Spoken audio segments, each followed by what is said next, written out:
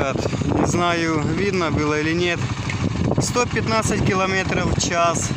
И это по ровному участке, плюс пассажирам. Пассажира килограмм 25. Немножко спуск был, 120. Видели, стараюсь как могу снимать.